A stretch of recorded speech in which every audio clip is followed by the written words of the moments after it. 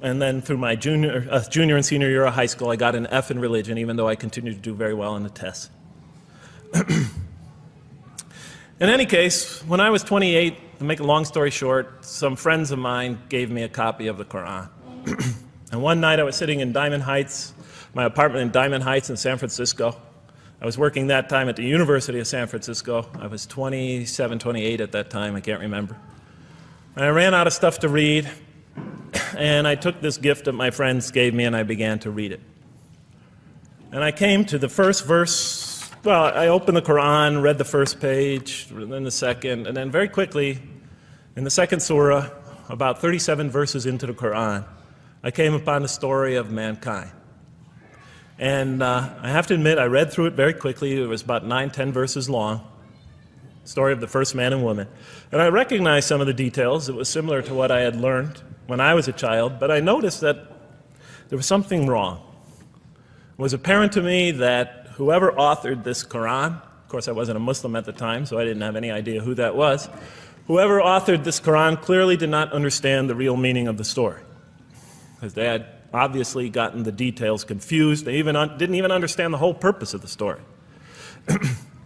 And so I just read through it once, and then I read through it again, just to try to see what kind of point the author was making, and then I read through it a third time and a fourth, and then I realized this is something strange going on here. I'm going to read this much more carefully. I'm going to need to go through this story line by line, verse by verse, because it's obvious that the author is trying to bring out another point. And I wasn't quite sure what it was, but definitely he packs a lot of meaning into almost every word. And I thought the writer at least seems to have a great measure of brilliance. And so I'll try to sort of take you through what my experience was as quickly as I can. So I came to the 30th verse of the second surah, Surah Al-Baqarah, and it began like this. It said, "Behold, your Lord said to the angels, I am going to place a vicegerent on earth." The Arabic word is khalifa. It means a representative or an emissary of mine. "I am going to place a vicegerent on earth." And they said, the angels said, "Will you place therein one who will spread corruption and shed blood, while we celebrate your praises and glorify your holiness?" And God said, he said, "Truly I know what you do not know." See, that's the verse that hooked me. That's the verse that caught my attention. That's the one that kept on making me read the story again and again and again. Because listen to the way it begins. "Behold, your Lord said to the angels, I am going to place a representative of mine on earth, a vicegerent of mine, an emissary, one who acts on my behalf." I thought, that's not the way it goes. You're not supposed to be placing man on the earth in some positive role, some elective office. You place man on earth as a punishment for his sin. Clearly, I knew the author didn't quite get the point.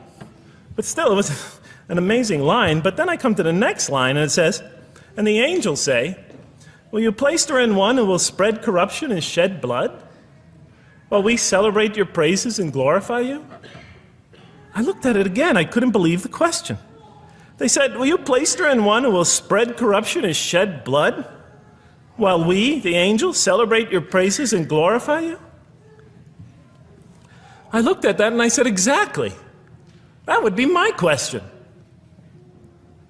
Why would you create this being, supposedly for some positive role, when he's capable of doing tremendous wrongdoing? When he could spread corruption and shed much blood? Why would you create this violent and pernicious creature when you could create angels?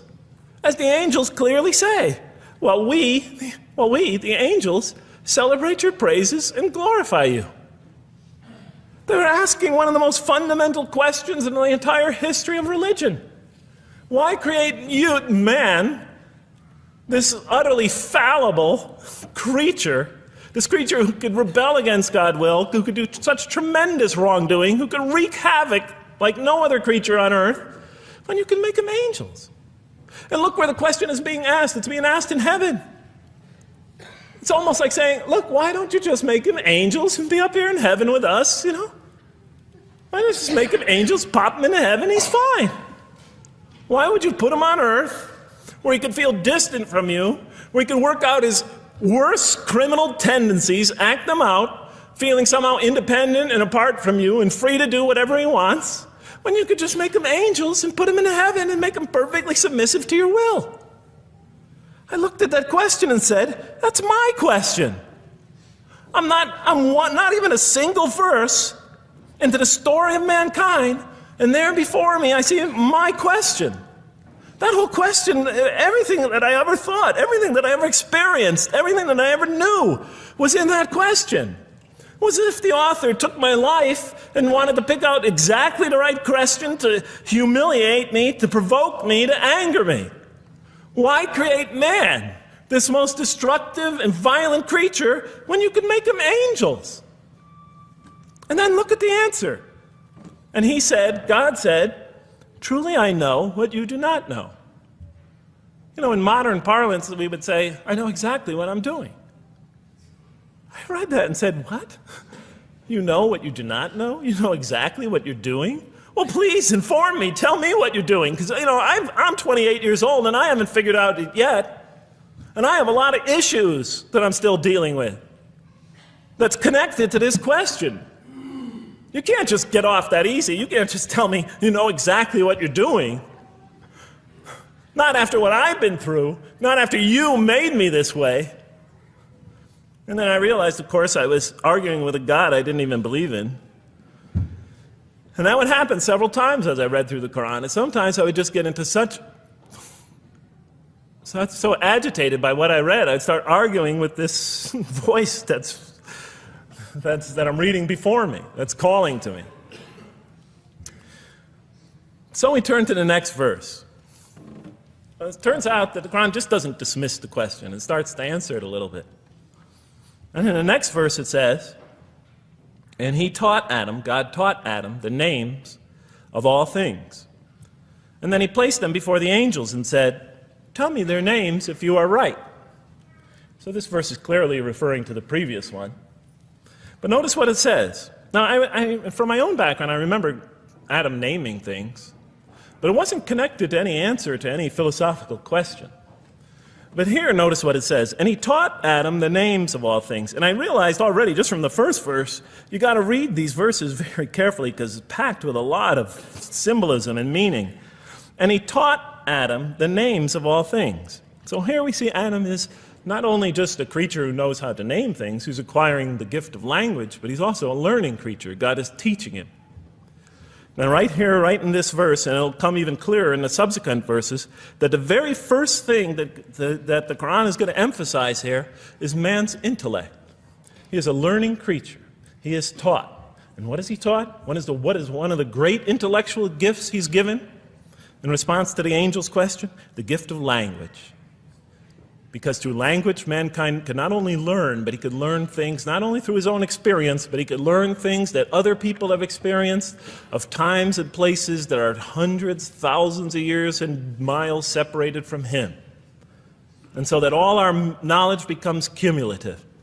Every generation learning from the generation before it. I'm learning today from authors I read from other sides of the world that may have existed 2,000 years ago. And so we all contribute to our collective learning and knowledge. And so what I'll see later in the Quran, when the Quran will emphasize this again and again and again. Like in one verse it says, read in the name of your Lord who created. Created a man out of a tiny creature that clings. Read, it commands the reader. For your Lord is most bountiful. Why is he most bountiful? What great gift did he give you? For he taught man the use of the pen. And through it taught him what he otherwise could not know. And time again, the Quran will call upon man to use his intellectual faculties and swear by his intellectual faculties. And to use them correctly because they play a fundamental role in guiding him to truth. I never came upon a scripture that puts so much emphasis on the correct use of our intellectual faculties, on the harnessing of reason in helping us attain to faith. And he taught Adam the names of all things. And then he placed them before the angels and said, tell me their names if you are right. Okay, you have this objection, you have this natural question about this creation of mankind. Here, this mankind is this human being, this human creature is a learning creature. He has many intellectual gifts. Here, I'm going to place these things before you. Tell me their names if you are right about man. And what do the angels say? In the next verse they say, "Glory to you. We have no knowledge except what you have taught us. In truth, it is you who are knowing, the wise." They say this task, this intellectual test that's put before them is beyond their grasp. Notice what they emphasize. We have no knowledge. This would take knowledge. This would take an intellect that they don't possess. In truth, it is you who are knowing, the wise. You got it. It's easy for you. You're the knowing, the wise. You have knowledge. You have wisdom. But this would take knowledge and wisdom that is beyond us. And so in the next verse we read, and he said, "O Adam, tell them their names." And when he had told them their names, notice how it's just like it's nothing for him. For mankind, he has this phenomenal ability. And when he had told them their names, as if it was just a triviality for man, he names them. "O Adam, tell them their names." And when he had told them their names, God said, "Did I not tell you that I know what is unseen in the heavens and the earth? And I know what you reveal and conceal?" He's clearly going back to the angel's question. Yes, you have these natural concerns about the creation of mankind. Yes, he could do these evil things. But look at this tremendous intellect he has. This is something you have overlooked, that you haven't considered. And that's clearly the point of these verses.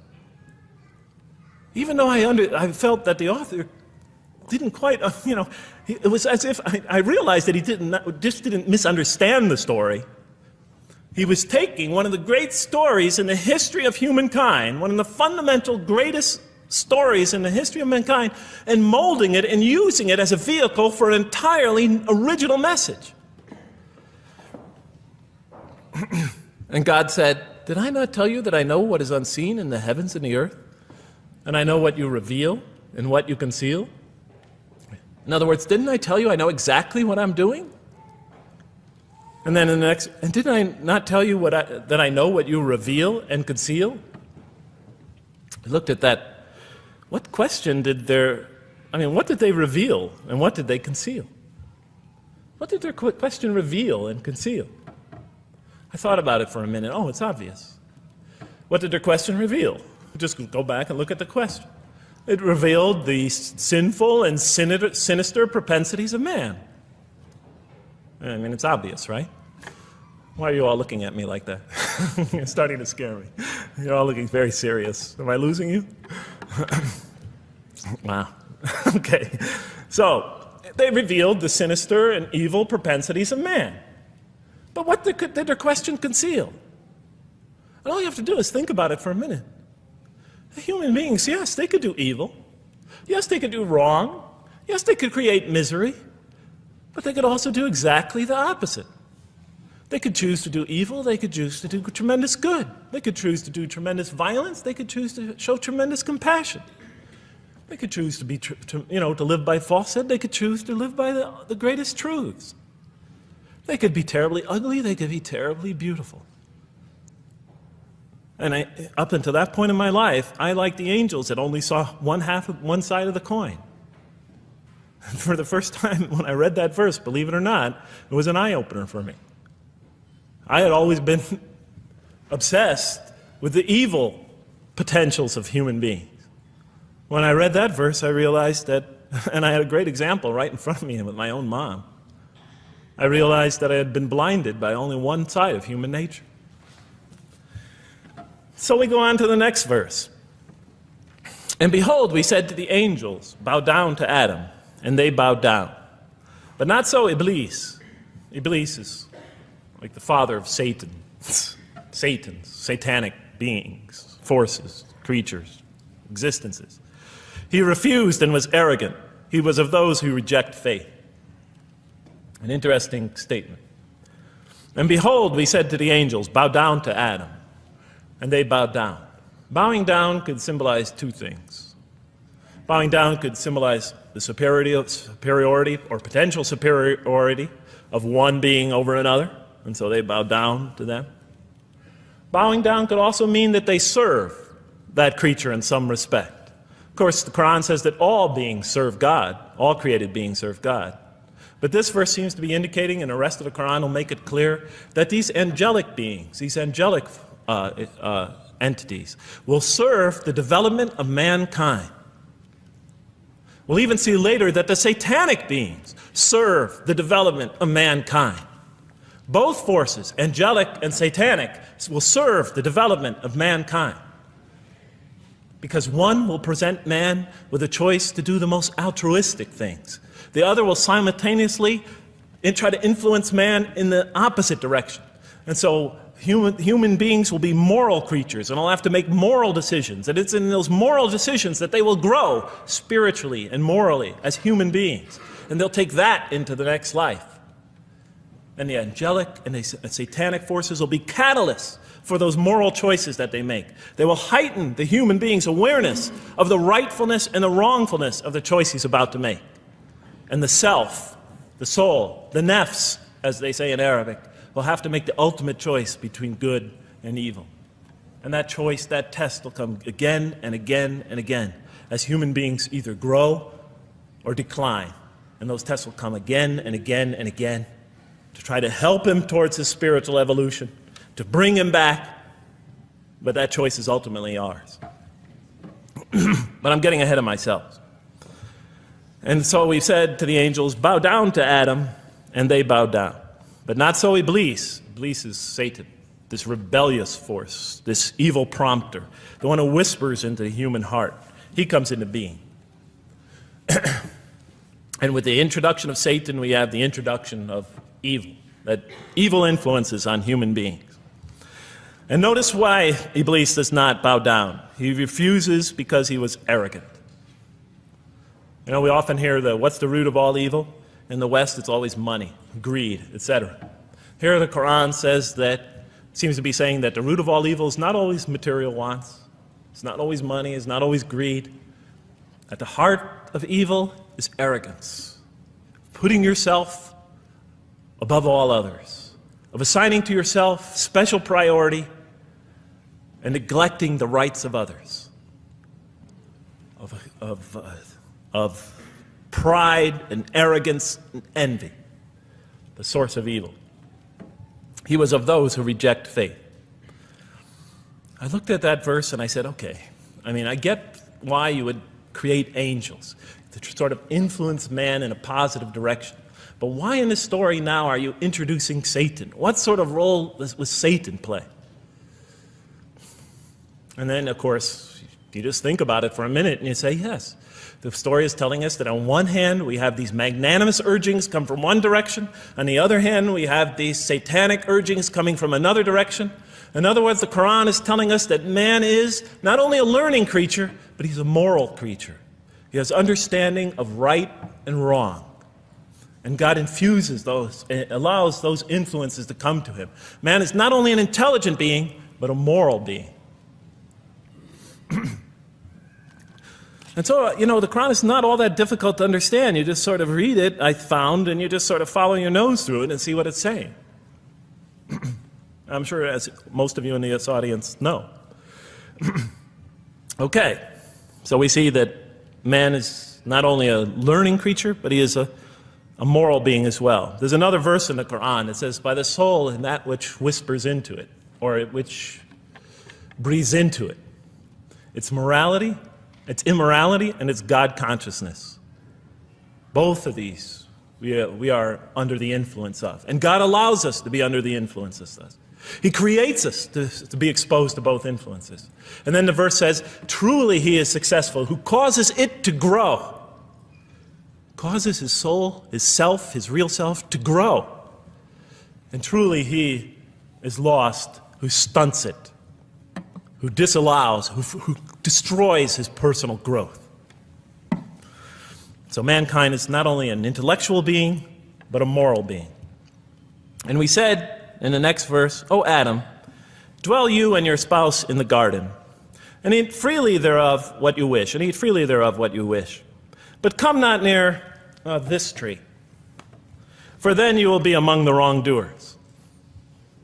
I looked at this verse and I was, starting to wonder if the author was drifting back to the old story again. I was confused. And we said, "O Adam, dwell you and your spouse in the garden, and eat freely thereof what you wish, but come not near this tree, for you will be among the wrongdoers." I thought it was drifting back to the old story. Man sins, man's punished for his sins with earthly life. Maybe the author is drifting, he had a good idea, and now he's drifting back to the sort of traditional story. Maybe he couldn't make his mind up what story he wanted. Except for a couple things about this verse, and this happened with almost every verse as I read through it, is that the whole tenor of the passage is sort of not what you would expect. I noticed that the Quran in this story has a tremendous penchant for understating things. Because it says, "And said to Adam, dwell you and your spouse in the garden, and eat freely thereof what you wish," to Adam and his spouse. "But come not near this tree, for you will be among the wrongdoers." I mean, there's no sense of God being threatened by the possibility of man eating from the tree.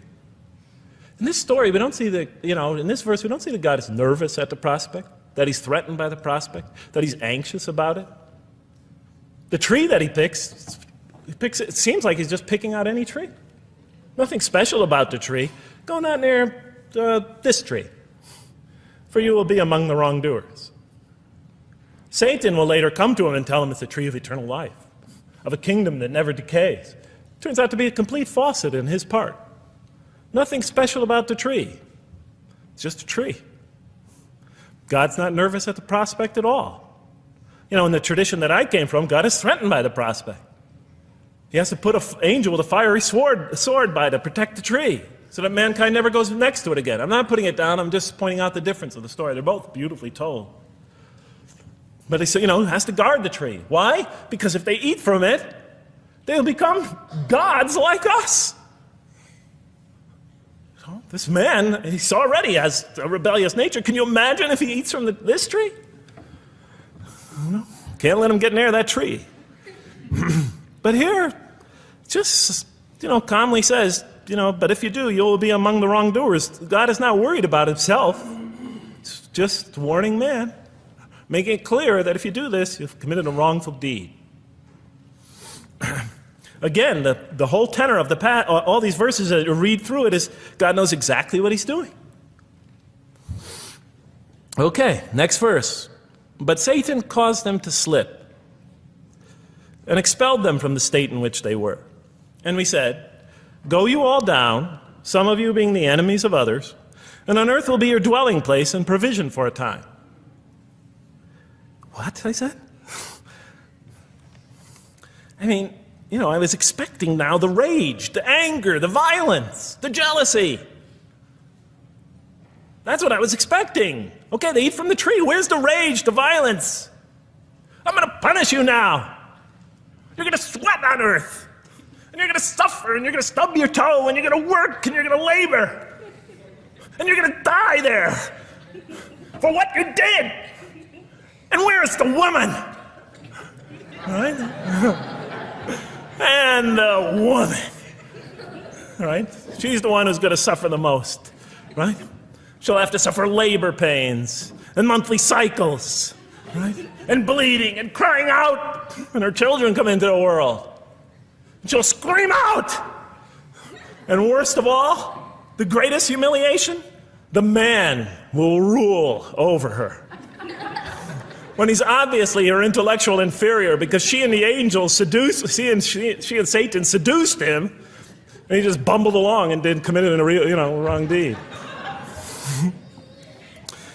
Well, I don't mean to make light of it, but the story is obviously different, though. No threat here. As a matter of fact, look at the way it says, "O Adam, dwell you and your spouse in the garden, and eat freely thereof what you wish. But come not near this tree, for you will be among the wrongdoers." Then they make the mistake. "But Satan caused them to slip and expelled them from the state in which they were. And we said, go all you down, some of you being enemies of others, will be adversaries of others. Some of you will be adversaries of each other, and on earth will be your dwelling place and provision for a time." This is not a deity losing it. If you look at it, on earth will be your dwelling place and provision for a time. That's not the words of a God that has got lost, that is really extremely upset. On earth will be your dwelling place and provision for a time. When I walked into the hotel today, And they said, and it's this nice one up here, I don't know the name, I can't remember the name of it, but it has a continental breakfast. And they said, your room will be room 111, and there's a continental breakfast in the morning. I didn't say, I didn't think they were mad at me. Because they said, you're going to sleep here, and this is going to be your provision in the morning. Oh, thank you. But notice something else about this verse. I mean, when you read these verses for the first time, I don't know, maybe I'm nuts, and many people think I am. But when you read these verses for the first time, I mean, this is just so much that catches your attention. But Satan caused them to slip. I remember, I couldn't get that verse out of those words out of my head. Satan caused them to slip. To slip? The greatest sin in the history of the human race, and it's called a slip?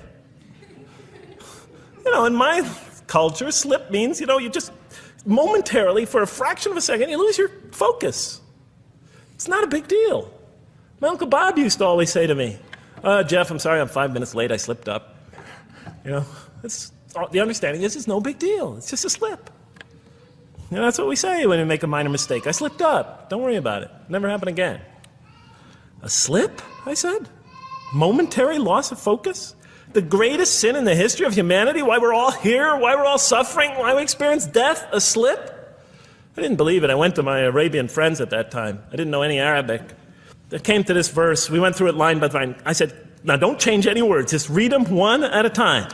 But Satan made them, and I said, okay, this one right here. What does it mean?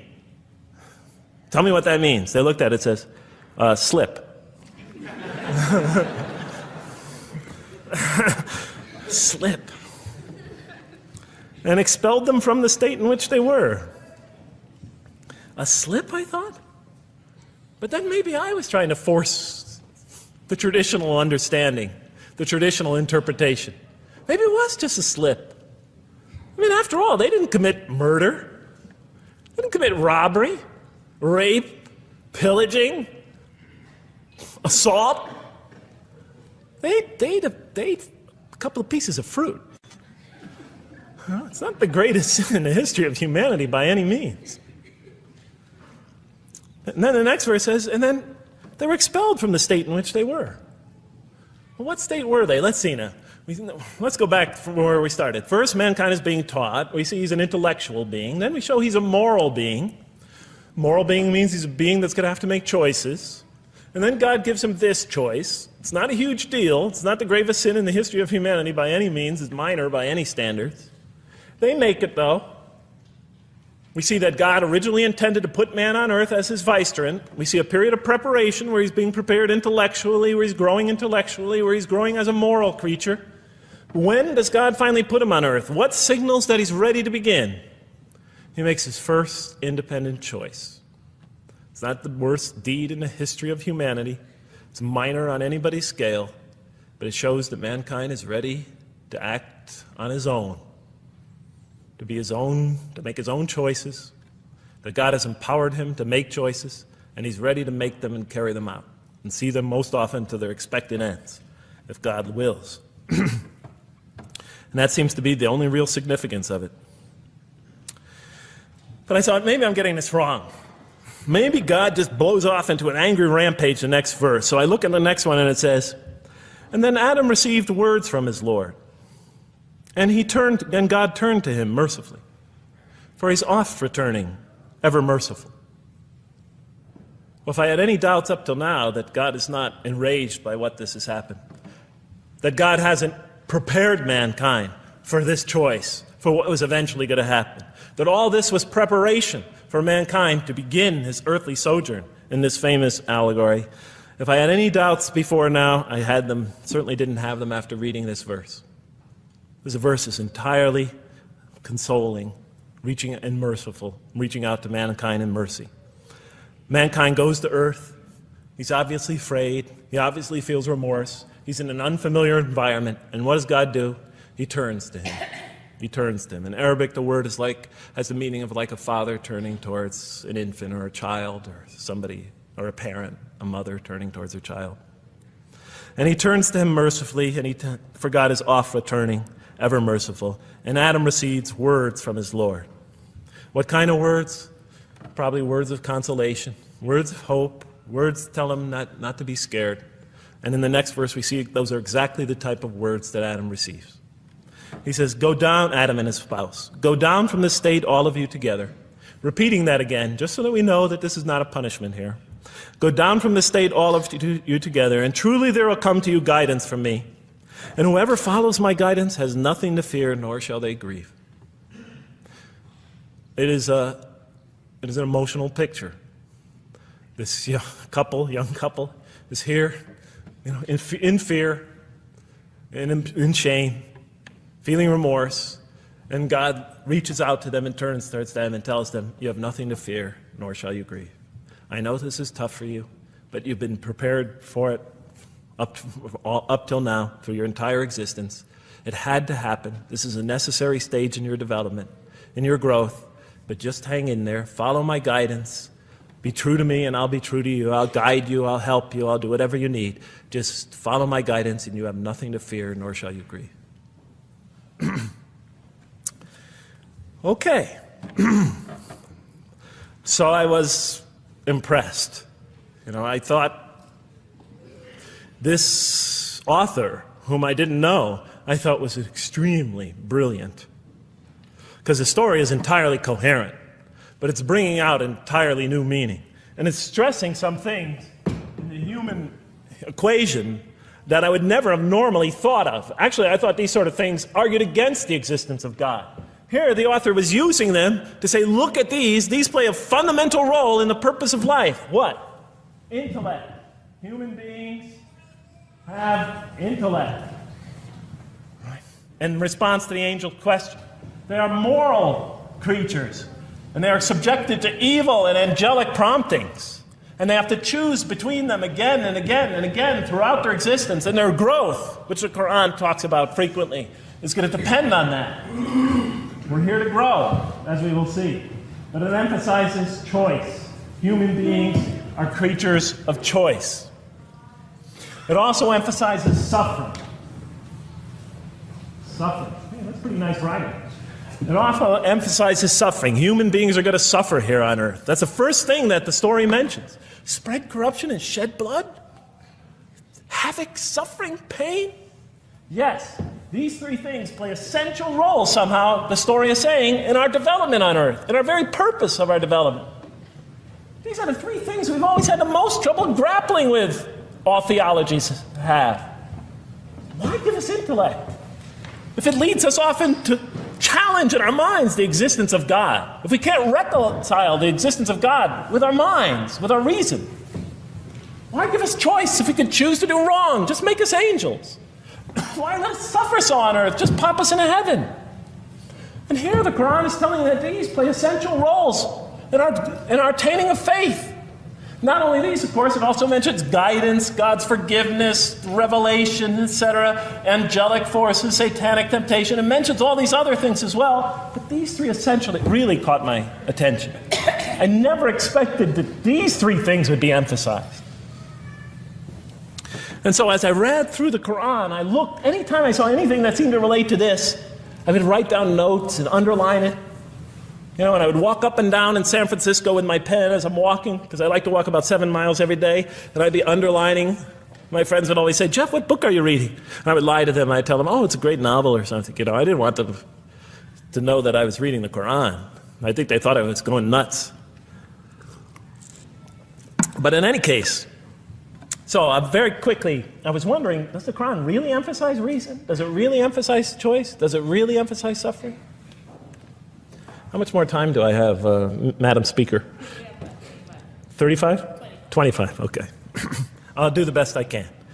So let me just try to indicate to you, as I read through the Quran, and I'll try to get through this quickly, because you guys look tired. And I know you're interested to find out how that basketball game is turning out. Let's see, does the Quran really emphasize reason as essential to human growth, to this experience we're having on earth, to our very purpose? And the answer is definitely yes.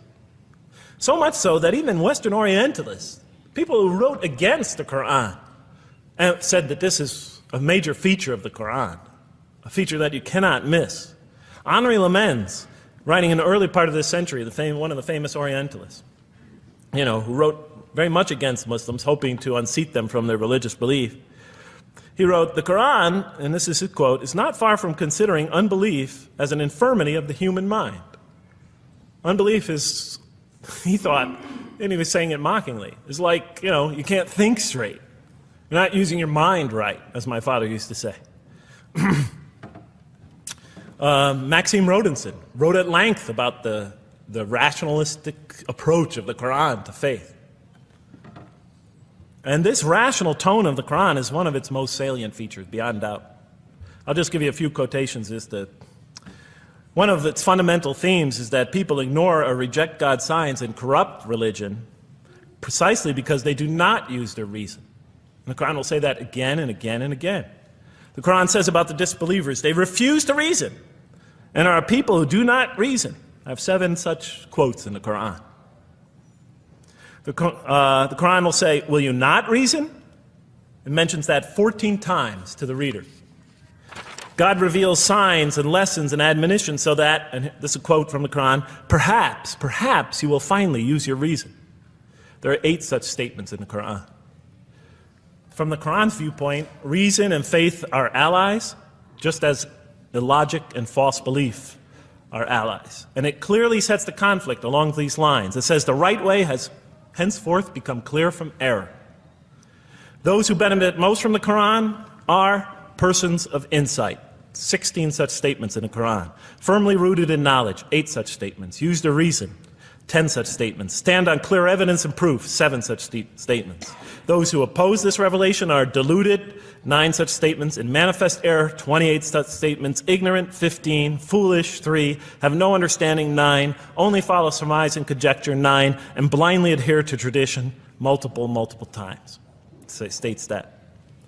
In an almost Socratic style, the Quran repeatedly quizzes the reader and calls into question his or her assumptions. Again and again, it asks us, what do you think? 18 such statements. Have you considered this or that? 13. Did you suppose? 7. Sounds like a math teacher. Do they not ponder? 2 such statements. Do you think? Do you even think? 18 such statements. The message is clear. To gain truer faith, we need to free ourselves from inherited notions and examine our beliefs rationally. Learning plays a key role in human development. Read the Quran, exhorts the reader. For God taught us the use of the pen and taught humankind what it otherwise could not know. In life, nature, and history, in the Quran, there are signs and lessons for those who are wise. There are 21 such statements. The Quran states over 100 times that it has been revealed to make things clear. I thought the author of this Quran must have had a strong mathematical insight, a natural mathematician. All throughout, when I was reading, I was trying to imagine what he must have been like. God teaches humanity both directly and indirectly, and sometimes so subtly that we are unaware of his instruction.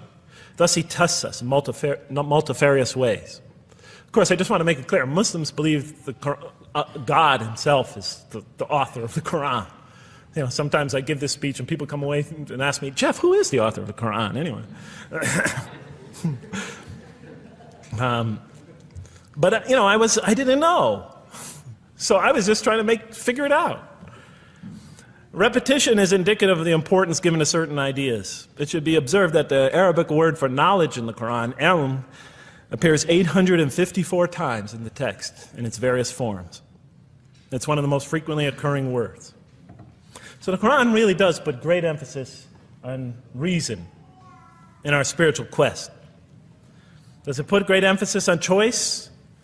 Well, here's what it has to say. Let there be no compulsion in religion. The right way is henceforth clear from error. It's a choice, and it must be freely made. And it's a choice between correctness and error, between right and error, between reason and falsity.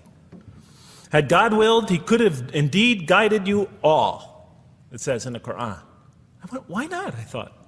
Why not just guide us all? Why let some of us choose to go this way and that way? The Quran was constantly provoking me as I read it. Do not the unbelievers know that had God willed, he could have guided all mankind? Oh, do not the believers know that had God willed, he could have guided all mankind? Okay, I'm an unbeliever, I thought. Tell me, why didn't you guide all mankind? If you want us to be in conformity of your will, just make us that way.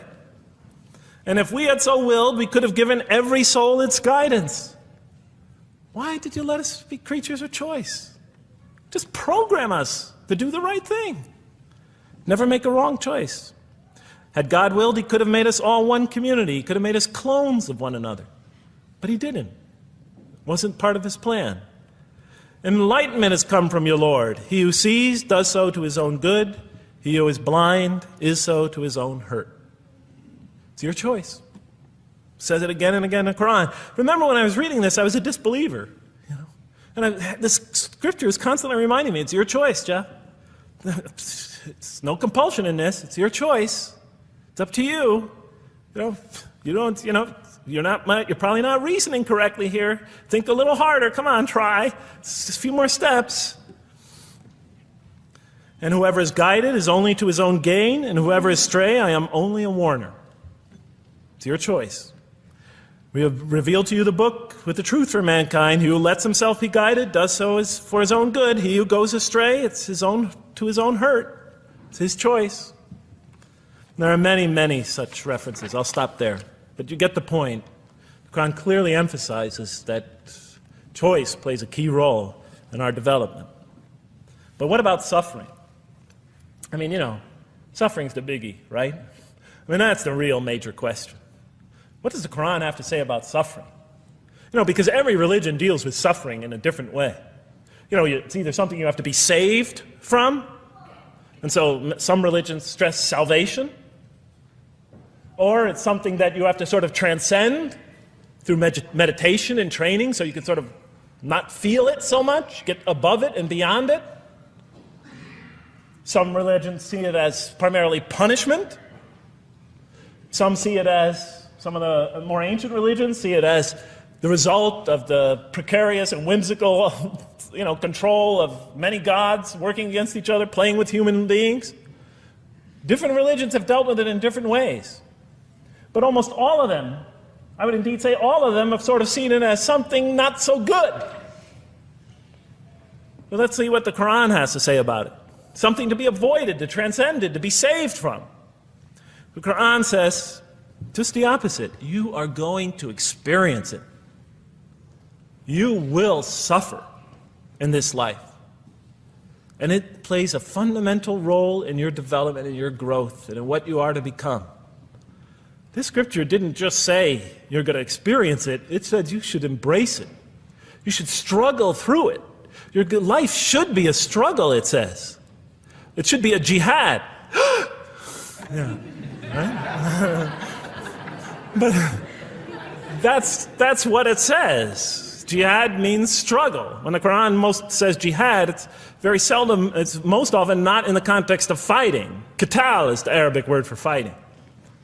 But it says even in the Mecca verses, long before Muslims had to defend themselves against their oppressors, it mentions that you have to struggle in the path of God.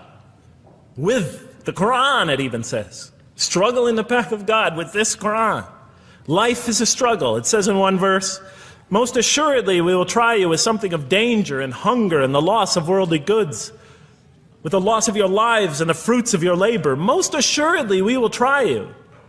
It's not just talking about evil people, good people. But give the good news, the glad tidings. Be happy for those who are patient in adversity and suffering. Good news, I thought? Doesn't the author understand the terrible effects of suffering? Give the good news to those who are patient through adversity, who when calamity befalls them say, truly unto God we belong, and truly unto him we shall return. In other words, that this could benefit them. It was a remarkable statement. Here's another one. Do you think that you can enter paradise without having the like of those who passed away before you? And the next verses start to explain these people were good people who suffered terribly. Do you think that you could enter paradise without going through the same? Why, I thought? Why do we have to suffer in life? Misfortune and hardship befell them, and so shaken were they that the apostle and the believers with him would exclaim, when will God's help come? These are good people. When will God's help come? Oh, truly, God's help is always near. You will certainly be tried in your possessions and yourselves, the Quran tells the reader. You're going to face hardship. It's guaranteed. Every soul must taste of death, and we try you with calamity and prosperity, both as a means of trial. And to us you are returned. You are going to have hardship here. There is going to be no heaven on earth. This environment is made to be an environment of adversity. It is made to be an environment where you have to work, where you have to struggle, where you have to strive. And it plays a key role. Oh man, truly you have been toiling to your Lord in painful toil, but you shall meet him. You're toiling, yes, but you shall meet him. We certainly created man to face distress. What, I thought? We certainly have created man to face distress. You made us to face distress? Does he think that no one has power over him? Sometimes people get, so down, they just think, this can't be a God. Look how I'm suffering. He will say, I have wasted much wealth. Some people just become totally devoted to worldly aims. Does he think that no one sees him? Have we not given him 2 eyes to see with, a tongue, and 2 lips to communicate with, to learn from by communicating? Can't he see around him? Can't he tell from communication with other people? Haven't we pointed out to him the 2 conspicuous ways?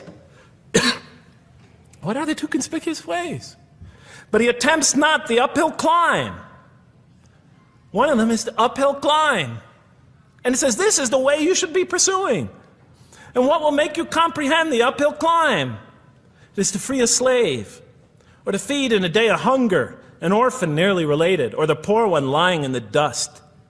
Then he or she is of those who believe, and exhorts one another to patience, and exhorts one another to mercy.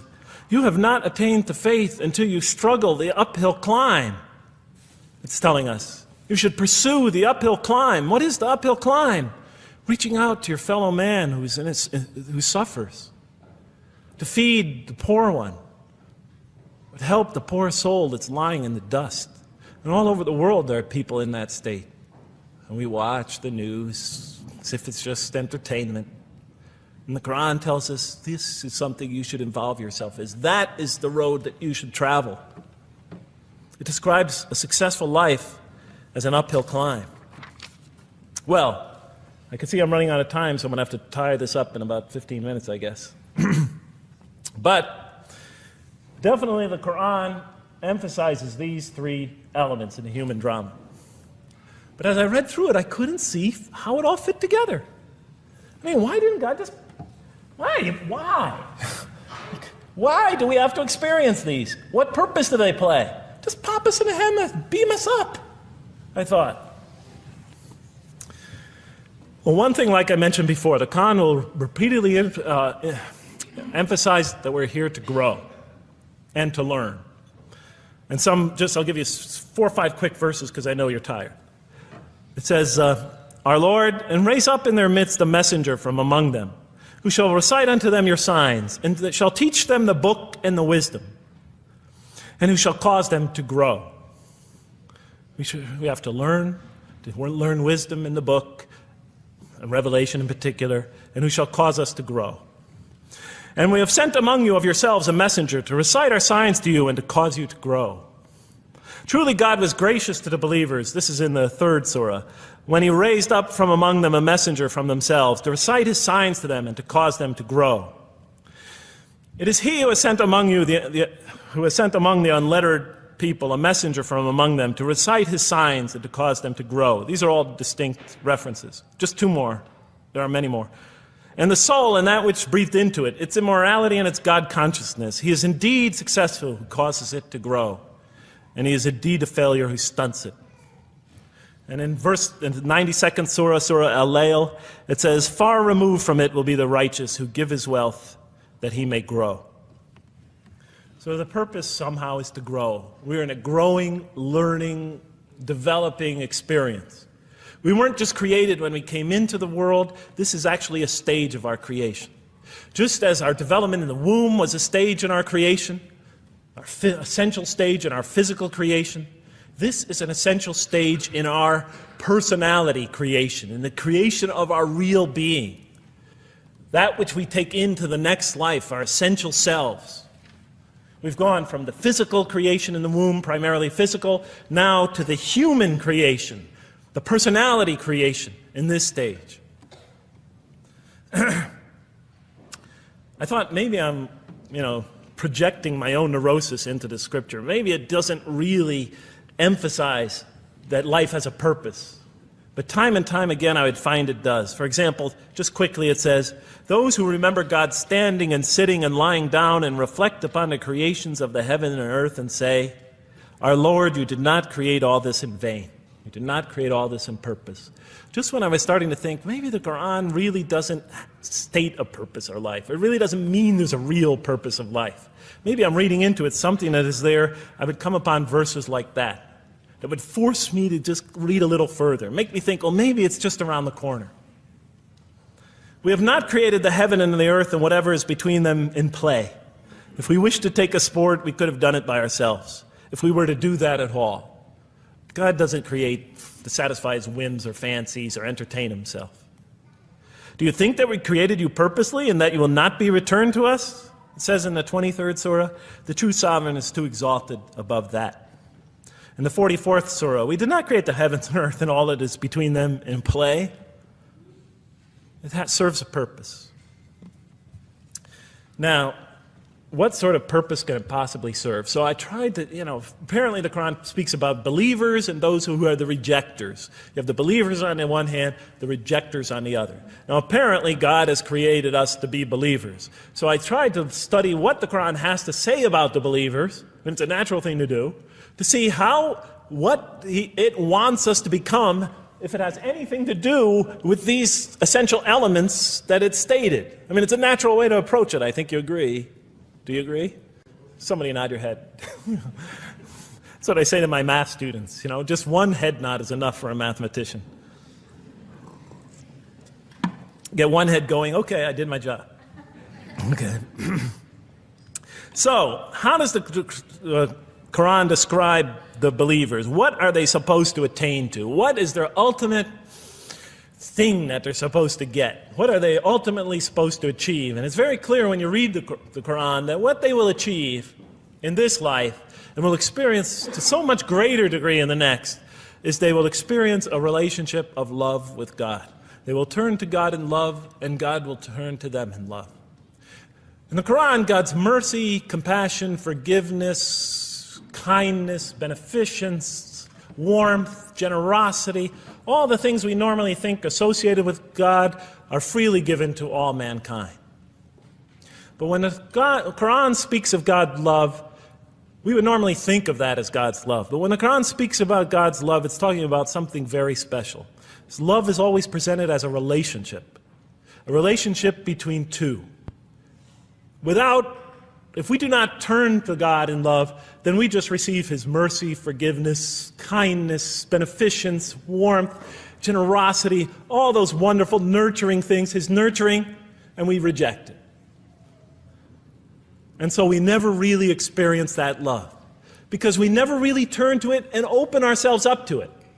It is always there for us, but unless we enter into that relationship, that love, that give and take, that relationship of love, is never develops. We reject it, and that's what the word kafir means.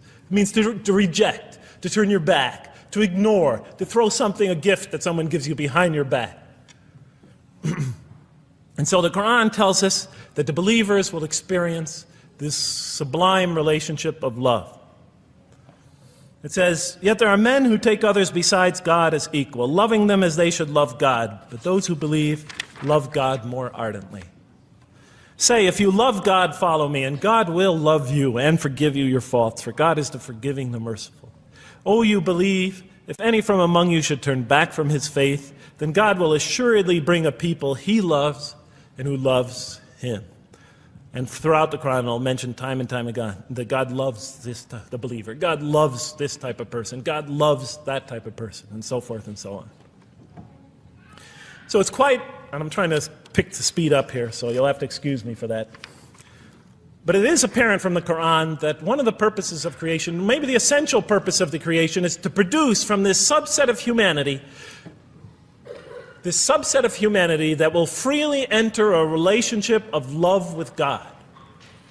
They will not only experience the beauty of other relationships in their lives, but this love that they will experience with God is the sublime experience that they will enjoy. Not only in this life, but infinitely greater in the next, when all the distractions, all the masks are stripped away. Okay, I thought. You created us to love you, for us to turn to you in love and to experience your love, to receive and experience your love. But why do you need these? Just pop us into heaven, love us, and make us love you. Program us to love you. You'll make my dog love me. Do the same sort of thing. I kept on coming back to the same issue. Just do it. Okay. Still couldn't see it, and I was almost through the Quran, and I thought either I'm dumb or this scripture just never really got to it. Okay, so I didn't give up. I thought, okay, what's the next natural thing to do? Okay, so we're here to develop this relationship of love with God. The Quran tells us that, if we are believers and we do good, we'll experience great joy and peace in this life, not only through our relationship with God, but through complementary relationships with all the people around us in this world will be a one for us of peace and serenity, even though we have to struggle and survive and suffer. But I couldn't see, how this all tied in with this suffering business and why he couldn't just put us into heaven. So what's the next natural thing to say? Okay, so we're created to have this relationship of love with God, to enter this relationship, to experience and receive all that he has to offer us. So the natural thing to do is to study the two partners in that relationship.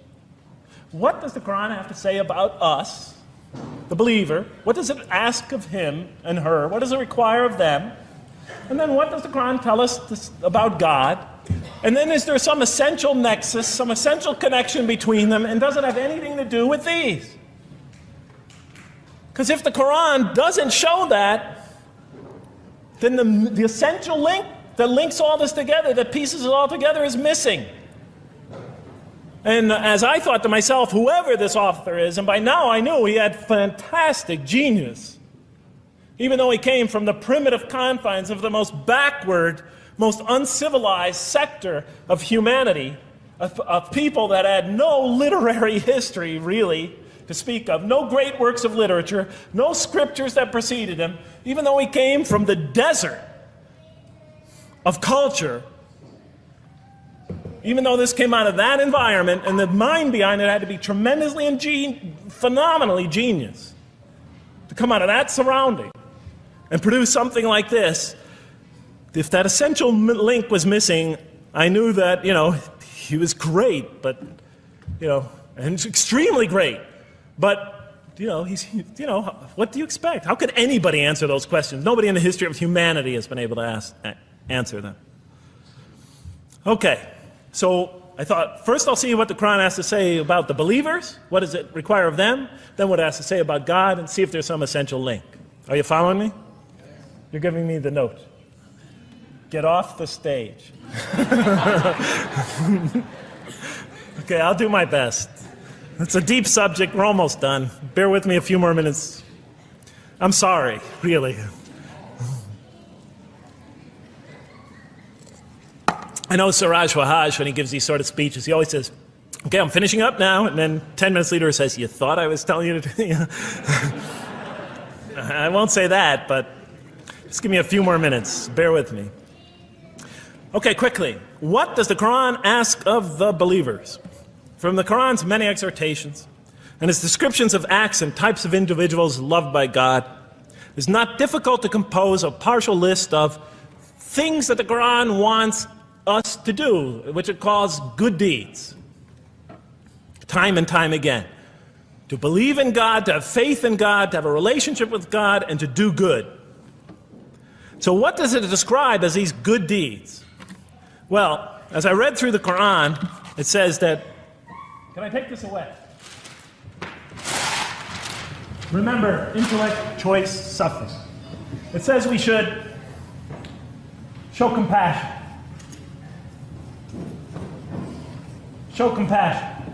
We should be merciful. I have the references here, but Just excuse me, I'm not going to list them all, we're running out of time. We should be forgiving. Forgive others. We should be just. We should protect the weak. And defend the oppressed. Defend the oppressed. We should seek knowledge and wisdom. Knowledge, wisdom. Bear with me, ladies and gentlemen. We should be generous, truthful, and we should be peaceful. And we should love our fellow man. Love others. I'll just give you one verse because I know we're running out of time, Madam Speaker. Truly those who believe and do good will the most merciful endow with love. And to this end we have made this scripture easy to understand in your own tongue, so that you might convey a glad tiding to the God-conscious and warn those given to contention. So, to this end we have made this easy to understand, so that we'll learn to love others. Okay, that's all I'll say about that. I would like to say a lot more, but I don't have time. Now, what does the Quran tell us about God? You have to realize I'm just about through with the Quran here, my first time reading it. And now I was really caught. I searched my head. What does the Quran tell us about God? It tells us nothing could be compared to him. That he's outside anything that we may compare to. That our definitions do not encompass him. That our reason cannot comprehend him. That he is transcendent and we are finite. That he is immortal, he transcends time and space and we are bound by it. That he is immortal, we are mortal. He is uncorporeal, we are corporeal. That we have no way of comparing ourselves to him. Nothing could be compared to him. I thought, oh my God, I'm so close and yet so far. Because I'll never understand the essential link between us and God and why these three things fit into place. Because the Quran tells us that we could never really quite understand God. Or at least that's the way I thought. And so I put down the Quran when I had finished it. And much to my dismay, I was honestly disappointed because I thought the author made a brilliant try. But he never quite made it. And so I was sitting in front of, about 3-4 weeks later, I was sitting in Diamond Heights in my apartment watching a football game, I think it was. And you know, sometimes things just slip into your minds when you least expect them. And I'm sitting there watching it, and all of a sudden into my mind came a thought. And I said, wait a minute. The Quran does tell us so much about God. It tells us again and again and again, but somehow I just missed it. Just skimmed over it every single time. Because if you turn to almost any page, if you turn to the beginning of any surah, you could see time and time again essential information about God that I just thought was sort of a literary device, something to make it just sound more beautiful. Because if you turn to the beginning of any surah, you'll see the words Bismillahir Rahmanir Rahim, in the name of God, the most merciful, the most compassionate. If you read almost any passage, long passage, when you come to the end of it, it's punctuated by dual attributive statements like God is the merciful, the compassionate, God is the forgiving, the gentle, God is the kind, the protector, God is the generous, the truthful, God is, and so forth and so on. There are tens of thousands of such references in the statements in the Quran.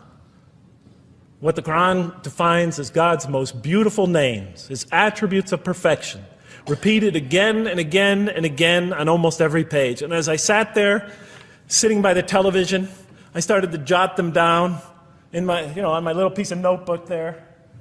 Same notebook I used to jot these down before. And I began to list from my own mind the attributes of perfection as I remembered them. And they were, God is the compassionate. God is the merciful. God is the forgiving. God is the just, the protector, the defender of the oppressed and the weak, the knowing, the wise, the generous, the kind, the truthful, the loving, the peaceful, the source of all peace, the truth, and so forth and so on.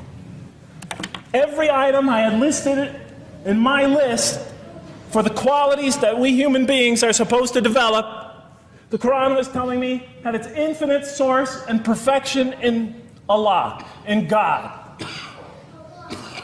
And then all of a sudden, all the pieces fell together. Then I suddenly saw it, as I see most of you probably see as well. That now, suddenly it all began to make sense to me. In what way do I say that?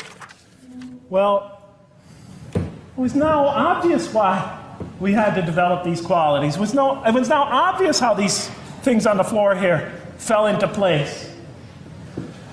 And I'll just say it clearly.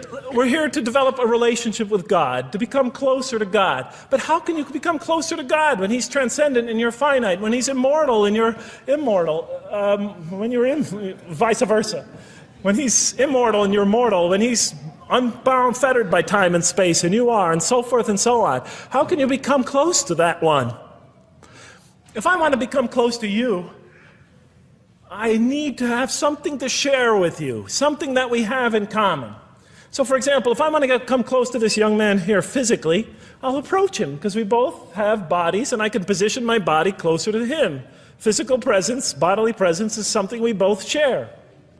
If I want to become closer to that gentleman back there, if I want to become closer to him intellectually, I'll reason with him so we will have a convergence of minds, because we both possess reason. If I want to become closer to one of my sisters on this side emotionally, I'll try to appeal to their sentiments, because we both share feelings and similar types of experiences that generate those feelings. But how does one become closer to God? What do we share with Him?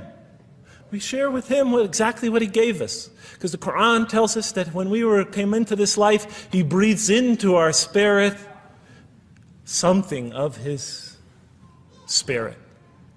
And that we come into this world with the seed of these very qualities within us. And we could either kill them, stunt them, as the Quran says, or cause them to grow. And when we grow in these, we grow in our ability not just to experience tremendous beauty in life through all this, but we grow in our ability to receive and experience the infinite beauty, the infinite peace, the infinite truth, the infinite compassion, the infinite mercy, the infinite, etc., all the way down the list, that only comes from the infinite perfect source of all these. The more we grow in mercy, the more we grow in our ability to receive and experience in this life and in the next, to an infinitely greater degree, the mercy of God. The more we grow in compassion, the more we grow in our ability to receive and experience God's compassion in this life, through prayer and through ritual and through contemplation and through other experience of others. And of course, infinitely more in the next life, the compassion of God. The more we grow in our truthfulness, the more we grow in our ability to experience God, the truth, because all truth comes from God. The more we grow in these things, the more we grow in our ability to receive and experience God's attributes of perfection. The more we grow in our ability to receive and experience His being. And that sort of nearness we are growing to Him is tied to our essential nature and to His. It's more than just physical nearness. It's more than just a convergence of ideas. It's more than just a convergence of feelings. It's a convergence of essential beings. It's the closest type of nearness two can feel, two can experience. I'll just give you a quick analogy, because this helped my children. Let's pretend I have a goldfish, a dog, and 3 children. 3 daughters, let's say. And I do have 3 daughters. No matter how much of my love, compassion, forgiveness, caring I pour upon that goldfish, it could only experience it to a tiny degree. It might not even really be aware of it, because it's a very primitive creature. But my dog, on the other hand, when I show it all my kindness, all my love, all my compassion, all of what is essentially me, it can experience it to a much higher degree than my goldfish. And through its interaction with me, through its own trying to give its own self to me, we could experience a quite wonderful relationship. But my children, especially as they grow older and go through their own experience and their own development, could receive and experience all the love and the compassion and the forgiveness and the caring and the generosity and the protection. Everything I have to offer, they could experience my being to a much higher degree than my dog ever can. And we could have a relationship of beauty that I could never have with my dog. As much as I love animals, having had 3 daughters, I know that the relationship that you have with 3 beautiful daughters could never even come close. No other relationship could approximate that. Of course, my relationship with my wife is also extremely beautiful, and she might hear this. And she's a wonderful woman, really. I mean, she's the source of so much beauty. But, okay, Madam Chairman, I am ready. So that seems to bring it all together. So now, I thought, wait a minute. That doesn't explain this. Why the intellect? Why the choice? Why the suffering? I thought, you almost had me, this Quran. You almost duped me. You almost tricked me, seduced me into accepting this philosophy. But wait a minute. What about intellect, choice, suffering? Why do we have to experience these? Why couldn't you just programmed us to be merciful, compassionate, forgiving, etc.? Why do we have to go through all this? And then, of course, the answer came to me as quickly as I thought of it. So we are creatures, and we grow, and we become. And yes, and you can make us anything you want, but you can't contain any of those attributes I listed without these 3 things. In mathematics, we try, 3 premises that go into, proving a theorem. We try to see if we could take one of them away, and if it's essential. And all 3 of these are definitely essential. For example, you could program a computer never to make an incorrect statement, but it doesn't become a truthful computer. Never heard anybody say to me, Jeff, this Macintosh is the most truthful computer I ever saw. If it's programmed, it's not truth. You could program a CAT scan to help the sick, but it doesn't become compassionate. Never heard a doctor say, Jeff, if you want to see a compassionate CAT scan, you come right over here. Right? Because all those things, compassion, forgiveness, truth, caring, love, all are born out of choice, suffering, and reason. In order to do a compassionate deed, when we consider reaching out to someone in compassion, that person, first of all, that's inconceivable without the presence of suffering, an environment where there's suffering. And when we decide to help them or not, we reason in our minds, what is this going to require of me? It's going to require some suffering on my part, some of my giving of myself. And without that mental process, it doesn't become a compassionate deed. And if it isn't by choice, it's not a compassionate deed. It's that choice that makes it compassionate. Same thing with truth. Truth is a choice between telling the truth or not telling the truth. Oftentimes we tell it when we're at risk to our own personal loss. The more suffering that might come out of that choice, the greater is the truth behind it. The greater the act of truthfulness. And all the time we have to weigh the consequences of that choice. If I tell the truth there, my teacher's going to give me an F. If I don't tell the truth, I might get an A. We weigh it in our mind. Last example, the famous wedding vow. Do you take this woman to be your wife in sickness and in health, for richer or for poorer, until death do you part? What are they asking us? Do you knowingly make this choice, understanding full well what's at stake here? That it might involve richness but poverty, health or sickness, that suffering's going to be involved until death. Once a young lady told me, you never really loved me. Because when the growing got tough, when things got hard, when we hit rock bottom, when my life fell apart, you just got up and left. And she was right. And she understood full well that that's what love is all about. It is through giving and suffering together and hanging in there with each other and not bailing out and persevering through suffering, making that choice and knowing what you're doing. All those three things are essential. So it's very easy to see why the Quran stresses these. Because in order for us to grow in these, I dropped it, we have to have these. And that's why it's very easy to see, ladies and gentlemen, why the Quran, 30 seconds, Madam Chairman, why the Quran talks about sin as self-destruction. The Quran says when we sin, we commit, the Arabic word is dhulm, or zulm, however dialect you have. Dhulm against ourselves. We oppress, we destroy ourselves. Because when we don't grow in these, when we grow in the very opposite of these, we are literally destroying ourselves.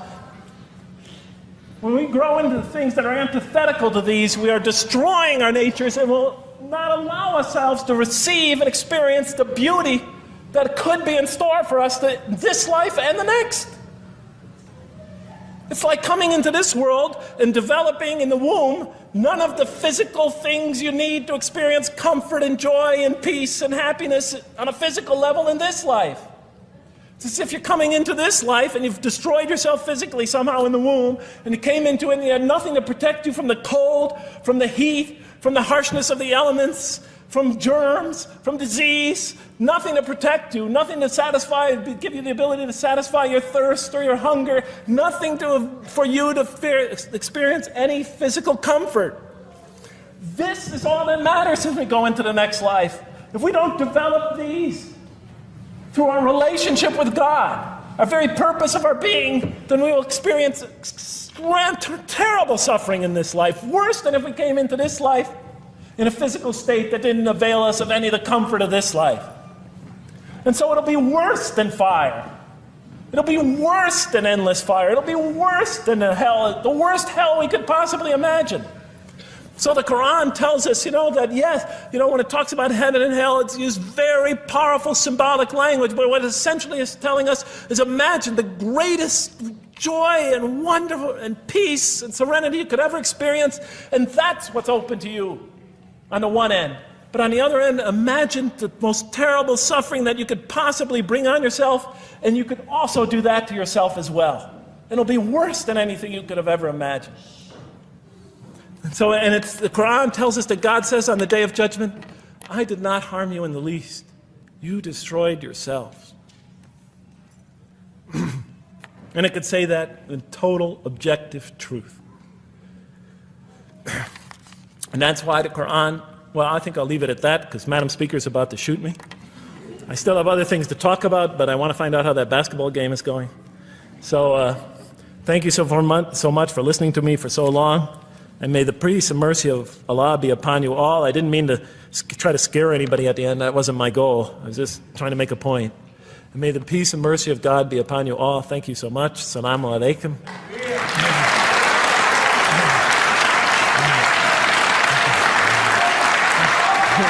Thank you.